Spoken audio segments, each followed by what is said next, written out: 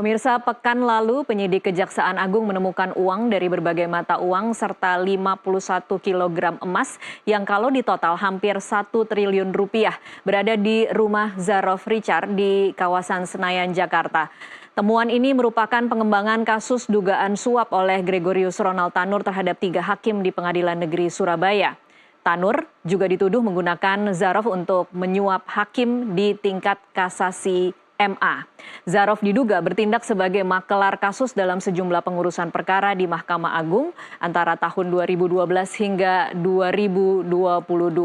Ia diduga menjadi simpul mengalirnya uang sogok ke hakim-hakim di MA. Untuk membahas skandal Markus terbesar di Republik ini, kami mengundang juru bicara MA Yanto dan Mukti Fajar, juru bicara Komisi Yudisial, dan mantan Hakim Agung Gayus Lumbun. Saya sapa dulu semua narasumber yang bergabung melalui sambungan Zoom. Selamat malam Pak Yanto, selamat malam Pak Gayus dan Prof. Mukti.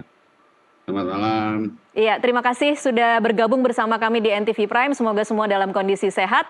Sebelum kita mulai perbincangan, kita akan simak pernyataan berikut ini. Ini satu sisi, ya kan, karena kita menyelesaikan dulu terkait dengan tindak pidana umumnya, ya, dugaan pembunuhan dan atau penganiayaan yang sudah berlangsung beberapa waktu yang lalu. Bahwa dalam konteks ini ada indikasi bahwa terjadi suap atau gratifikasi, dan bahkan terhadap LR sudah dinyatakan tersangka dan 3 oknum hakim sudah dinyatakan tersangka. Nah, nanti itu yang saya sebutkan, penyidik akan mendalami bagaimana peran dari pihak-pihak terkait dengan peristiwa ini. Baik, kita akan langsung mulai perbincangan ini. Saya mulai ke Pak Yanto terlebih dahulu.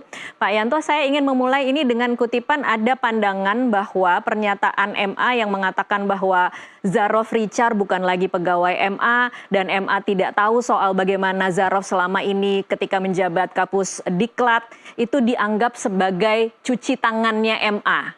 Saya bertanya kepada Anda Pak Yanto, benarkah MA saat ini sedang cuci tangan?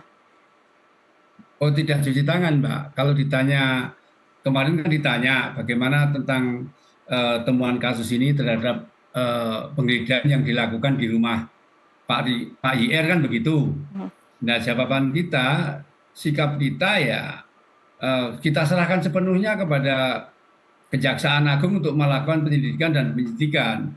Karena kalau ditanyakan tentang pengawasan terhadap yang bersangkutan, nah, yang bersangkutan sudah pensiun kan nggak bisa lagi, bukan menjadi wewenang lembaga untuk melakukan pembinaan dan pengawasan. Tapi artinya Pak Yanto selama ketika dia menjabat atau paling tidak sejak 2012 hingga 2022 kemudian dia pensiun, tidak pernah MA menerima laporan apapun tentang Pak Zarof ini ya? Oh, saya belum tahu. Oke. Jadi tidak pernah ada catatan apapun. Bukan, kalau dia bukan hakim, nggak diceknya bukan di KY, tapi di Bawas. Nanti bisa dicek di Bawas apakah yang bersangkutan pernah kena sanksi atau teguran, itu nanti di Bawas, Mbak. Oke. Ceknya di Bawas. Baik. Ya. Untuk per saat ini, Pak Yanto, apa yang kira-kira akan dilakukan? Karena kami tahu bahwa sudah dibentuk satu tim untuk melakukan semacam klarifikasi ya Pak Yanto, tapi kira-kira apa yang akan terjadi setelah ini ketika tim ini melakukan klarifikasi, selanjutnya hasilnya akan seperti apa? Akankah dibuka ke publik? Bisa dijelaskan Pak Yanto?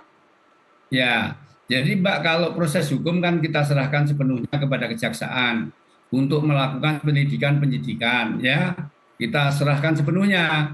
Hanya etiknya barangkali kan kita hanya etiknya saja. Nah, kenapa baru dibentuk kemarin? Jadi rilis presnya Kejaksaan itu dilakukan pada Jumat malam. Sementara Sabtu Minggu kan hari libur. Nah, hari Senin itu habis upacara itu saya laporkan ke pimpinan berkaitan dengan rilis pres Kejaksaan, di mana disebutkan bahwa YR ini pernah ketemu dengan salah satu hakim anggota kasasi dengan inisial S. Nah, kemudian teman-teman wartawan minta diklarifikasi betul enggak kan seperti itu. Nah, setelah saya sampaikan ke pimpinan, ternyata ya pimpinan gini aja, bentuk tim aja untuk klarifikasi. Kemudian dibentuk tim dengan ketuanya adalah Pak Yang Mulia Ketua Kamar Pidana Pak Diarso, dengan anggota yang mulia Pak Jupri, anggota 2 adalah Nuredi, dengan sekretaris adalah kepala badan pengawasan Mbak itu. Nah, oleh karena SK-nya baru kemarin, nah tentunya mungkin Pak Yanto? Pak Yanto? Ya, baik, tampaknya terjadi gangguan hubungan audio dan Zoom dengan Pak Yanto. Saya geser dulu ke Pak Mukti ya. Pak Mukti ini KAY juga dapat kritik karena katanya pengawasan terhadap hakim selama ini dianggap tidak berdampak. Buktinya mafia peradilan masih saja sama seperti cerita-cerita di masa lalu. Tanggapan Anda, Pak? Ya, saya terimalah kalau kemudian dianggap kurang hasilnya optimal. Tetapi bukan kemudian kita nggak menjalankan tugas. Dan memang kemudian kenapa kurang optimal, ya kita memang resource-nya tuh kurang ya. Artinya dengan jumlah hakim yang harus diawasi yang jumlahnya hampir 8.000, kemudian ada di ratusan seker pengadilan dan ratusan lebih seker pengadilan. Nah, tentunya tidak memungkinkan untuk tidak bisa kemudian kalau KAY bisa mengatasi itu semuanya. Nah, kita kemudian bersinergi dengan beberapa lembaga lainnya ya seperti Kejaksaan, KPK, dan juga dengan Mahkamah Agung sendiri, Bawas misalnya. Ya, itu yang sudah kami lakukan, bahwa kemudian hasilnya memang belum efektif atau masih saja terjadi penyimpangan perilaku dari hakim. Ya tentunya ini bukan satu bab saja bahwa itu dari KAY gitu ya. Saya pikir ini sangat kompleks ya urusannya.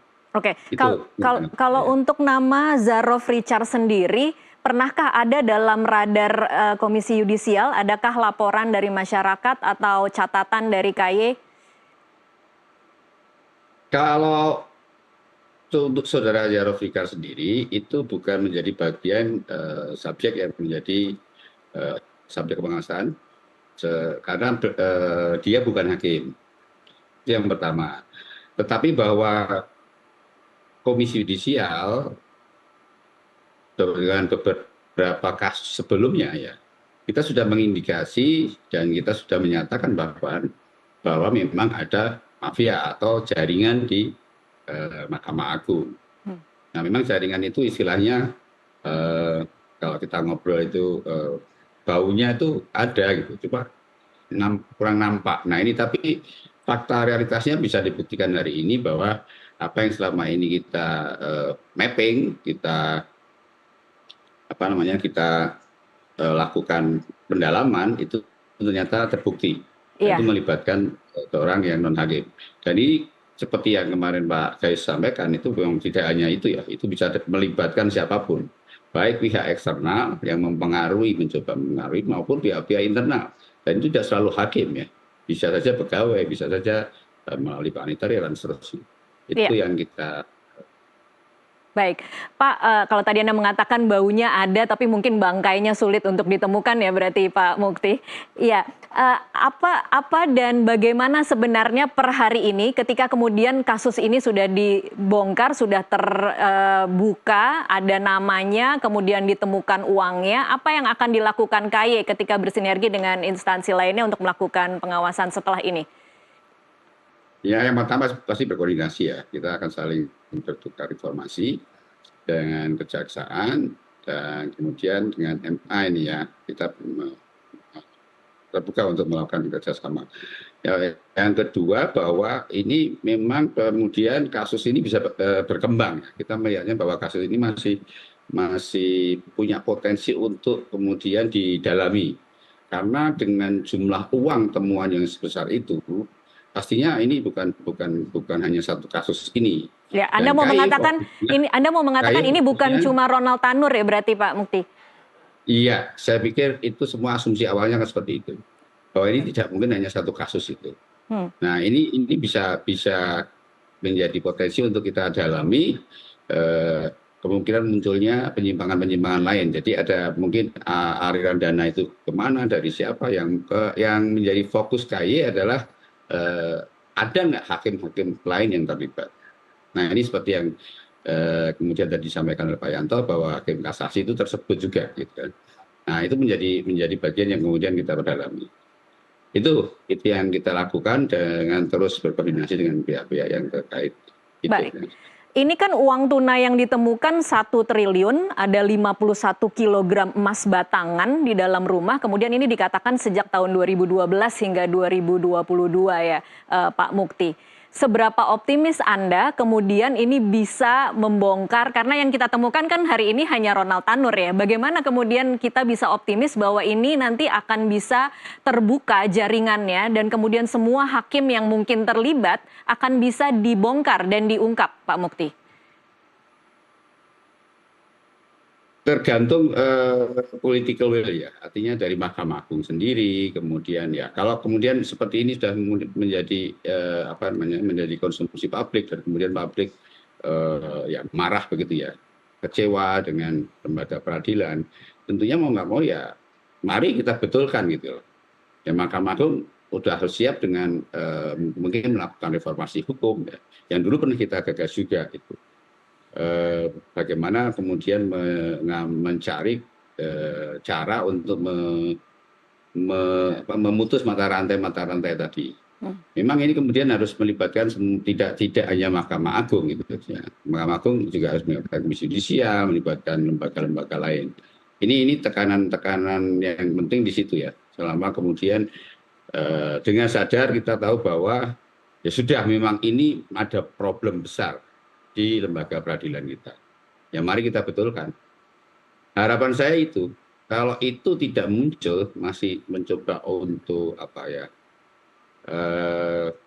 saya pikir kalau ditutupi juga susah ya. Iya, mencoba melokalisir misalnya, hanya sekian saja yang diungkap, tidak diungkap semua begitu. Saja dari semua pihak untuk ayo kita betulkan dong. Oke. Supaya kita menjadi bangsa yang besar gitu kan. Kalau lembaga peradilan kita mendapat kepercayaan publik gitu. Baik. Tapi kalau ini nggak tuntas nanti makin lama makin buruk trust masyarakat terhadap lembaga peradilan. Baik. Itu juga menjadi kekhawatiran Komisi Yudisial, bukan hanya Mahkamah Agung. Karena Komisi Yudisial bertanggung jawab terhadap perilaku martabat kehormatan hakim.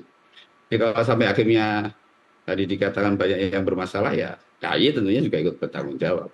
Itu secara kelembagaan dan kewenangannya seperti itu. Terima kasih. Baik, saya ke Pak Gayus sekarang. Pak Gayus, bagaimana nasib dari putusan kasasi Ronald Tanur ketika hari ini kita tahu bahwa salah satu hakimnya terindikasi atau diduga bertemu dengan Zarof Richard ini, sempat bertemu meskipun kemudian ada pernyataan dari Direktur Penyidikan Jampitsus yang mengatakan bahwa uang suapnya belum diserahkan, masih di dalam amplop. Saya harus menyampaikan bahwa bentukan tim Mahkamah Agung ini memang sudah tepat ya. Ini menunjukkan bahwa Mahkamah Agung tidak mengabaikan atau melepaskan tanggung jawab. Justru ini bentuk tanggung jawab yang diwujudkan menurut tim. Tetapi yang ingin saya sampaikan gagasan saya ini tidak bisa berdiri sendiri. Ini terlalu berat buat Mahkamah Agung saja mengatasinya. Ini mesti integrasi dengan lembaga lain ya. Tentu pertama ya KY harus dilibatkan, itu satu unsur yang memang terkait ya. Saya juga beberapa kali ketika menjabat di Mahkamah Agung itu menjadi hakim MKH ya, itu memang KY sangat berperan besar untuk kita bisa mengungkapkan, menjatuhkan sanksi. Tetapi juga tidak cukup dengan dua saja. Saya mempunyai harapan bisa dengan Presiden.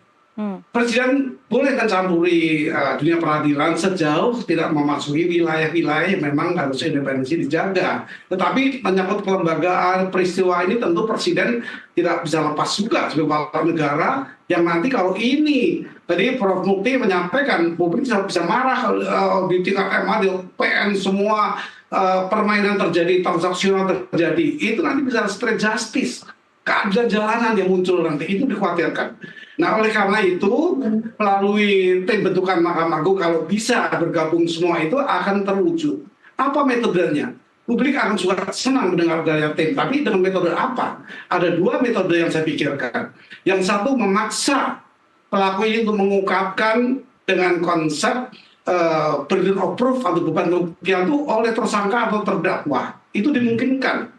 Tetapi ada yang dua yang lainnya adalah bagaimana yang bersangkutan dengan rela dengan tulus menceritakan keterlibatan banyak pihak melalui JC atau Justice Collaborator.